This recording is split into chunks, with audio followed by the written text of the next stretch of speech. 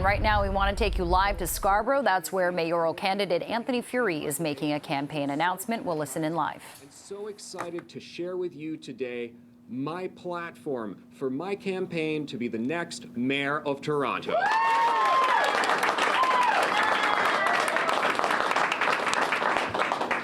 Now, it's been a great honor, a great privilege to have been a newspaper columnist, a broadcaster for the past 12, 13 years in this amazing city. I've gotten to know people from all walks of life, all corners of this city, understanding what they love about this city, and also understanding their concerns. I'm also the father of our 3 small kids, 3 boys, 5, 7, and 9 years old. And I gotta tell you, a lot of people are worried about the future of this city. One of the reasons I'm running for mayor is we kind of grew tired of hearing people talk about their concerns with this city, how it wasn't working out for them. Young people saying they're not sure they have a future in this city anymore.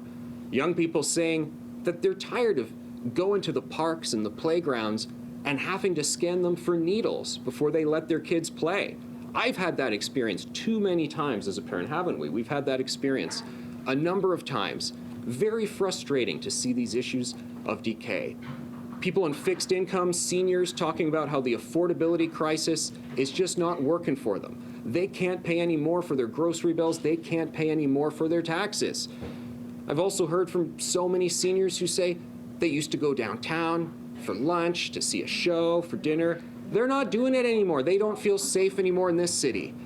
And that's sad, because I love this city and I'm committed to it for the long haul. I know a lot of people are talking about moving out of Toronto, but I'm a fighter, I'm here to stay, and I want this to be a better city for my family and for all families.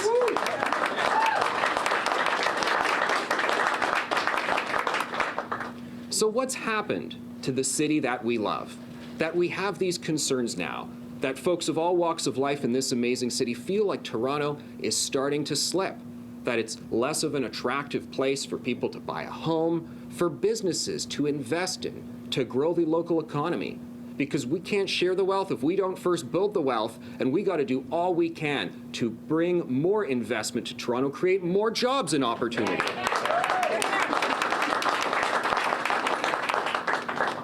And yet we face crumbling infrastructure. Oh, by the way, the infrastructure is apparently so crumbling that those people who don't want to put road tolls on the Gardiner, the rest of them just want to tear it down.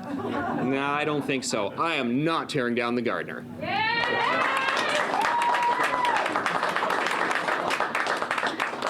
Crumbling infrastructure, gridlock, fear of situations on our subways, crime, messiness on the streets, on public transit, bike lanes that are making things so difficult for people and blocking ambulances from getting by. What on earth is going on there? Everyone's complaining about those bike lanes.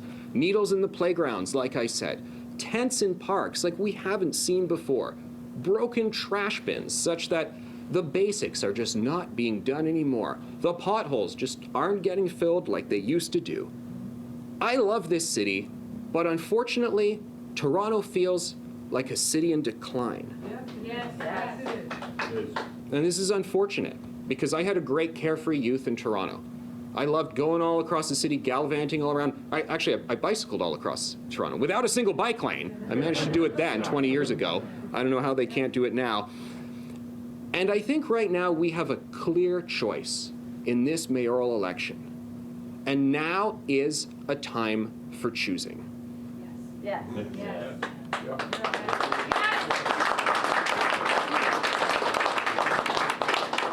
And here is the choice that we need to make here, the choice that we are compelled to make as citizens of this city. Do we want Toronto to go further in the direction of those heartbreaking scenes we see from American cities like Seattle, San Francisco, downtown Vancouver? Or do we want to say, no, we have to put a halt to that decline. A better way is possible.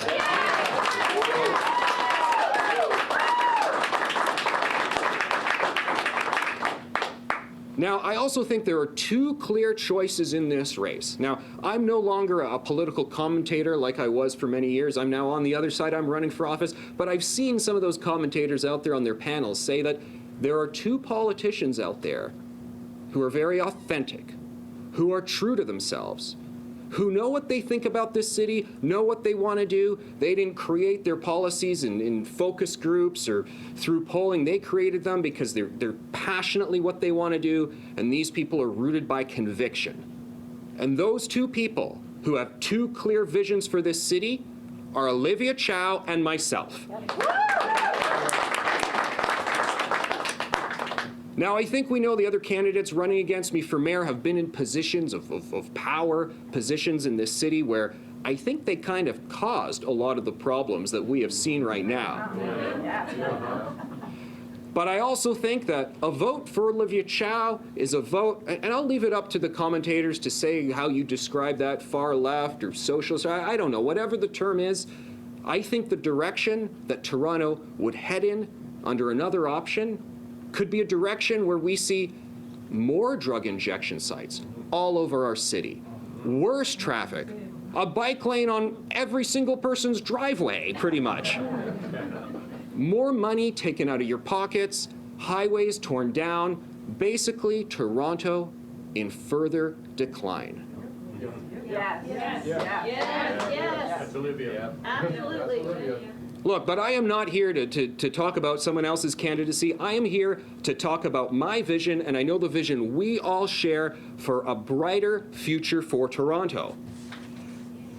And that is why I am proud to announce my platform, a city worth fighting for.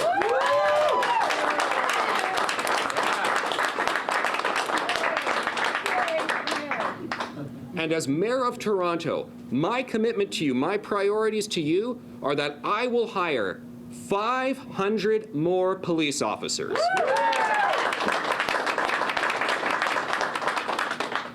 To have a more visible presence of law enforcement on our streets, on public transit, in our communities. The Jewish community currently pays for private security because they are underserved, yet they pay their taxes as well. People on public transit, they're paying taxes, they're paying their fares, and yet they go, what on earth is going on here? Right now, people fear that as they walk down the street, the next person who turns the corner could be a criminal, a troublemaker who does them wrong.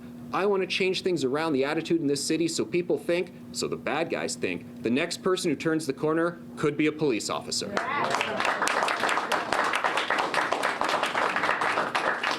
And you know, we're suffering from a classic case of cause and effect.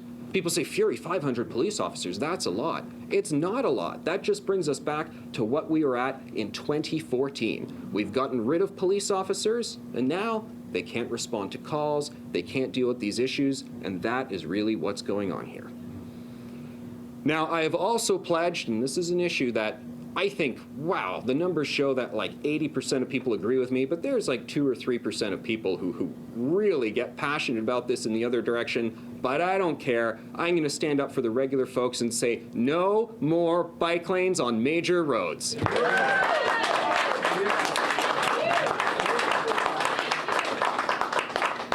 And a lot of people say, how are you going to be able to do that sort of thing? You know, you bring those out and you know what they do. They light their hair on fire. They hold up these placards calling you awful names. Well, you know what? I'm going to do it, and I'm going to go home and sleep like a baby.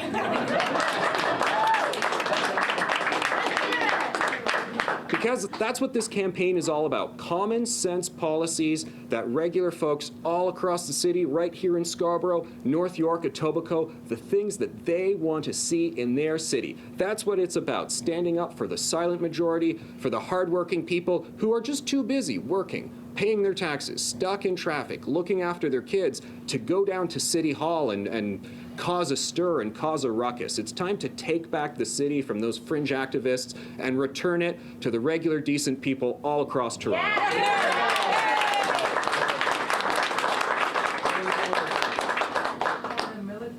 Now, when it comes to the crime on our streets and on public transit, I got to tell you, one of the sad realities about what's going on right now is that so many police officers and health professionals tell me that these random attacks that we're seeing on our streets, the vast majority of them actually relate to the drug crisis.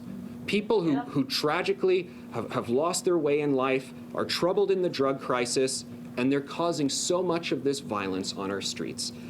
And yet City Hall is committed to creating more drug injection sites, They're committed to creating more injection site facilities in shelters all across the city, all across the suburbs, and they're committed to pushing more of those City of Toronto logo-covered crack pipes and crystal meth pipes that taxpayers are paying for. Unbelievable. So as Mayor of Toronto, my pledge to you, my pledge to all the citizens of this great city is that I will phase out the drug injection sites, replace them with treatment centers, give these people hope again in their lives, and clean up our streets for all our families.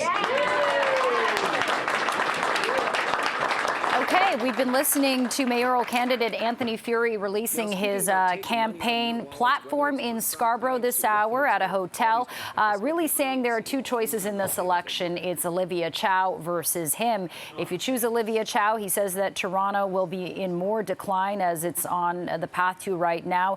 He's pledging as mayor to hire 500 more police officers. That's 100 more than Mark Saunders has pledged, and saying no more bike lanes on major roads. He says he's going to do it and go home and sleep like a baby, and then finally pledging to phase out drug injection sites and replace them with treatment centers.